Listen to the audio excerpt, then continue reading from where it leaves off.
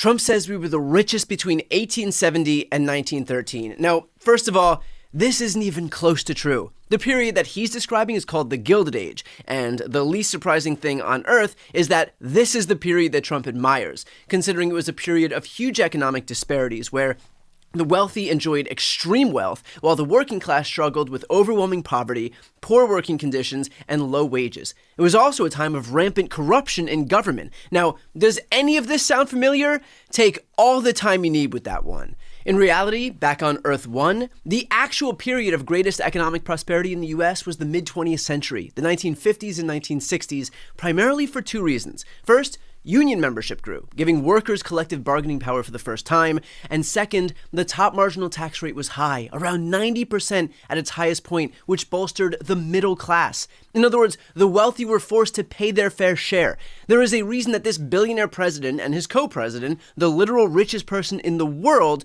don't acknowledge that period as being prosperous, considering it wouldn't have benefited people like them. And so instead, they'll pretend that a period marked for its corruption, income inequality, and worker exploitation is what we should aspire to. If Trump was any less subtle about who he actually represents, he would tattoo it on his forehead.